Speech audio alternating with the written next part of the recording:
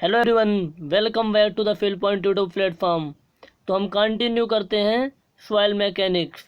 आज हम पढ़ेंगे सॉइल मास में जो वाटर प्रेजेंट होता है उसको निकालने की कुछ मेथड, वाटर कंटेंट डिटर्मिनेशन के जो कुछ मेथड्स हैं तो आज हम पढ़ने वाले हैं।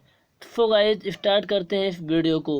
यदि आप इसके पहले के वीडियो नहीं देखे हैं तो प्लेलिस्ट में जाके इसके पहले के वीडियो देख लीजिए।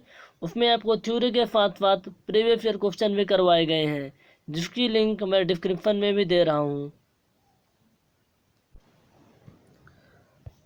आपका चैप्टर 2 है water content determination.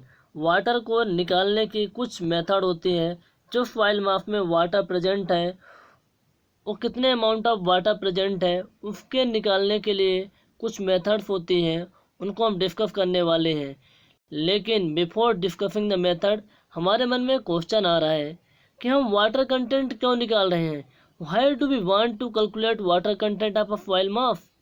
Soil mass में वाटर कंटेंट क्यों निकाल रहे हैं, एक क्वेश्चन का जवाब क्या होगा। देखो, एक्चुअली में होता क्या है, हम सॉइल से अल्टीमेटली क्या चाहते हैं।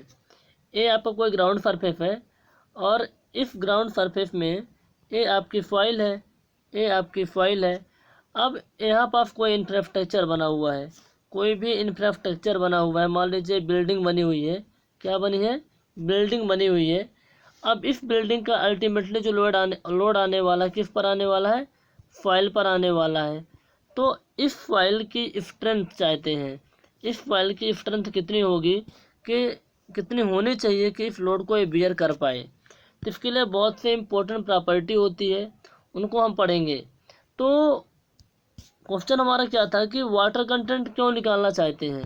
देखो, इसका जवाब ये है कि because presence of water content affect the various important property of soil mass. Soil mass की कुछ इम्पोर्टेंट प्रॉपर्टी होती है, जैसे स्ट्रेंथ। स्ट्रेंथ एक सॉइल मास की इम्पोर्टेंट प्रॉपर्टी है और ये बहुत अच्छी होनी भी चाहिए, तभी आपका इंफ्रास्ट्रक्चर अच्छे से रुक पाएगा। तो बहुत सी इम्पोर्टेंट प्रॉपर्टी है सॉइल मास की। यदि वाटर कंटेंट प्रेजेंट है सॉइल में तो उसको अफेक्ट करता है। So it is important to know that how much water is present in the soil mass. इसलिए जानना जरूरी है कि सॉइल मास में कितने अमाउंट ऑफ वाटर प्रेजेंट है। समझ में आया? देखो, सॉइल मास से अल्टीमेटली हम क्या चाहते हैं? स्ट्रेंथ। यह एक बहुत ही इम्पोर्टेंट प्रॉपर्टी है। तो ऐसे बहुत सी और इम्पोर्टेंट प्रॉपर्टी होती है। तो यदि पानी प्रेजेंट है किसमें? सॉइल मास में, तो उन प्रॉपर्टी को अफेक्ट करता है। इसलिए वाटर कंटेंट को निकालना और जानना बहुत ज़रूरी है। तो सॉइल मास की प्रॉपर्टी को फाइंड आउट करने के लिए बहुत सारे टेस्ट किए जाते हैं, लेकिन हमें आप ये बताओ कि वाटर कंटेंट निकालने वाला टेस्ट हम कब करेंगे। Various test are carried on a soil sample, so when will you determine water content.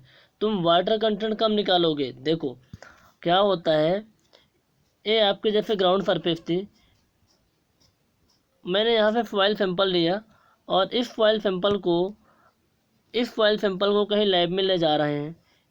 कहीं लैब में ले जाएंगे और वहाँ वाटर कंटेंट निकालेंगे।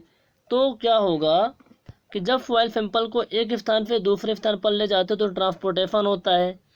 तो वहाँ जो अपना वाटर प्रेजेंट है सॉइल मास में वो इवेपोरेट हो जाएगा और एक्चुअल में जो रियल वाटर कंटेंट है हमको वो नहीं मिल पाएगा। या फिर जब हम लैब में स्टोर करते हैं तो वहाँ भी वाटर इवेपोरेट हो जाता है। तो एक्चुअल वाटर कंटेंट जो सॉइल सैंपल है सॉइल मास में प्रेजेंट है वो हमें नहीं मिल पाता। इसलिए हम क्या करते हैं, पहले ही वाटर कंटेंट को निकाल लेते हैं। फील्ड में गए, सॉइल को लिए और वहाँ पर वाटर कंटेंट क्या करते हैं, निकाल लेते हैं। तो पहला काम क्या होगा आपका? वाटर कंटेंट निकालना। तो इस क्वेश्चन का जवाब आपको मिल गया होगा। वाटर में be lost during transportation of soil mass and even during storage of sample in lab. Simple है, जब हम एक स्थान से दूसरे स्थान पर ट्रांसपोर्ट करते हैं तब एवापोरेट हो जाता है वाटर, या फिर लैब में स्टोर करके रख देते हैं तो वहाँ भी एवापोरेट हो जाता है। सो सबसे पहले वाटर कंटेंट मेजर करना पड़ेगा। इसलिए सबसे पहले हम क्या करते हैं, वाटर कंटेंट निकालते हैं और वाटर कंटेंट निकालने के लिए टेस्ट करते हैं। तो भैया आप मेरे को ये बताओ, कितने टेस्ट होते हैं, कितने टेस्ट मेथड होती है वाटर कंटेंट निकालने की। चलो देखते हैं। Various method water content determination. Water content को फाइंड आउट करने के लिए बहुत सी मेथड होती हैं। 5 मेथड हैं। एक एक करके मैं उनका नाम देखता हूँ, इसके बाद हर एक मेथड को डिटेल में देखेंगे। तो अपनी जो पहली मेथड है, पहली मेथड क्या है? Oven dry method. दूसरी मेथड है torsion balance method, pycnometer method, sand bath method, alcohol method, calcium carbide method and radiation method. 7 method हो गई। Oven dry, torsion balance, pycnometer, sand bath, alcohol, calcium carbide, radiation. तो इन method की सहायता से water content निकाला जाता है। अलग अलग सिचुएशन में अलग अलग मेथड का यूज किया जाता है। तो जो आज हमारा पहला मेथड है oven dry method. Oven dry method ये किसके काम में आता है? Water content determination. कई बार क्वेश्चन ऐसे आ जाएगा कि निम्न में से कौन सा मेथड है जो वाटर कंटेंट डिटर्मिनेशन के लिए यूज किया जाता है, या फिर इनमें से ऐसा कौन सा मेथड है जो वाटर कंटेंट डिटर्मिनेशन के लिए यूज नहीं किया जाता। इसलिए आपको 7 मेथड डायरेक्ट याद होने चाहिए। तो चलो शुरू करते हैं ओवन ड्राई मेथड को। क्या होता है, क्या कॉन्सेप्ट है, कैसे निकालते हैं। हम ग्राउंड सरफेस से सैंपल लेते हैं। ग्राउंड सरफेस से सैंपल लेते हैं और उस सैंपल को एक कंटेनर में भरते हैं। ये आपका कोई कंटेनर है। इस कंटेनर में जो मैंने सैंपल लिया ग्राउंड सरफेस से, उस सैंपल को क्या करेंगे, इसमें फिलअप कर देंगे, भर देंगे। इस कंटेनर में सैंपल को मैंने भर दिया। अब इस कंटेनर में सैंपल को भरने के बाद क्या करेंगे, इस कंटेनर को ले जाकर ओवन पे गर्म करेंगे। क्या करेंगे? गर्म करते हैं। लेकिन पहले समझो थोड़ा सा। जो ग्राउंड सरफेस में मिट्टी मिलेगी आपको, ये जो आपका ग्राउंड सरफेस था, इस ग्राउंड सरफेस में जो मिट्टी आपको मिलने वाली है यहाँ, ये कैसी होगी? पार्शियली सैचुरेटेड होगी। कैसी होगी? पार्शियली सैचुरेटेड होगी। मतलब उसमें तीनों चीज़ प्रेजेंट होंगी। एयर भी प्रेजेंट होगा, वाटर भी एंड सॉइल सॉलिड भी प्रेजेंट होगा। तो एयर भी प्रेजेंट है, वाटर भी प्रेजेंट है एंड सॉइल सॉलिड भी प्रेजेंट है। तो जो ये वाटर प्रेजेंट है, इस वाटर को हम निकालना चाहते हैं। ये जो वाटर प्रेजेंट है इस सॉइल मास में, इस वाटर कंटेंट को हम निकालना चाहते हैं कि how much amount of water present in the soil मास। इसको हम निकालने के लिए ओवन ड्राई मेथड काम में ला रहे हैं। तो हम क्या करेंगे, उस सॉइल सैंपल को एक कंटेनर में क्या करते हैं, भर देते हैं। तो चलो भरते हैं। ये आपका कंटेनर था, इसमें मैं सॉइल सैंपल को भर रहा हूँ। देखो कितना अच्छा दिख रहा है, इसकी बॉडी भी देखो इसको मैंने भर दिया। एक कंटेनर में सॉइल सैंपल को मैंने भर दिया। अब इस सॉइल सैंपल में तीनों चीज़ हैं, एयर भी है, सॉइल सॉलिड भी है एंड वाटर भी है। तो इसका हम वेट भी ले लेंगे। क्या ले लेंगे? वेट। ये आपका W1 है। W1 है, क्या है? W1।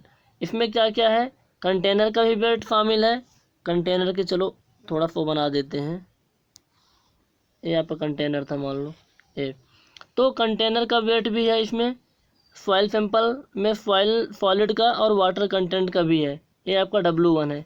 अब हम क्या करेंगे, इसको ले जाएंगे ओवन पे ले जाएंगे और 105 से 110 डिग्री टेम्परेचर पर क्या करते हैं, 110 डिग्री सेल्सियस टेम्परेचर पर क्या करेंगे, हीट कर देंगे, गर्म कर देंगे। कितने घंटे?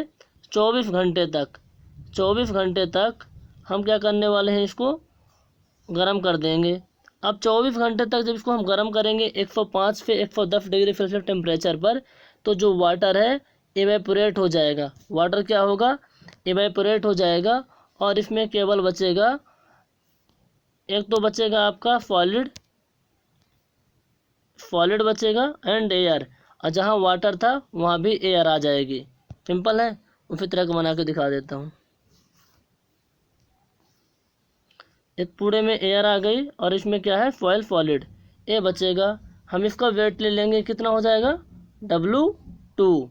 इसमें क्या क्या है, सॉलिड का वेट है, एयर का वेट तो 0 होता है। फिर हम निकाल लेंगे वाटर कंटेंट। क्या होता है water content? Weight of water,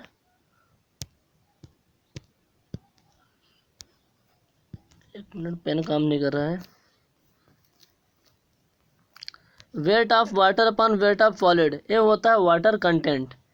तो यहाँ से निकाल लेंगे। और जो मैं आपको बताया ये सारे प्रोसेस मैंने इस PDF में लिख दिया है, आप चाहो तो इसको अच्छे से देख लो। और क्या, अब weight of water and upon weight of solid, तो वेट ऑफ वाटर निकाल लेंगे। वेट ऑफ वाटर कितना हो जाएगा, W1 माइनस W2, ये क्या हो जाएगा वेट ऑफ वाटर। W1 कितना क्या था, weight of empty container, weight of solid plus weight of water, और W2 क्या था, इवेपोरेट होने के बाद weight of empty container plus weight of solid, और W0 क्या है, वेट ऑफ एम्प्टी कंटेनर। यहाँ से निकल आएगा वाटर कंटेंट, क्या निकल के आएगा, वाटर कंटेंट। तो इस तरह से ओवन ड्राई मेथड से वाटर कंटेंट निकाल लेते हैं। अब डिफरेंट टाइप की फाइल होती है, कुछ फाइल तो इनऑर्गेनिक होती हैं और कुछ क्या होती हैं, ऑर्गेनिक होती हैं।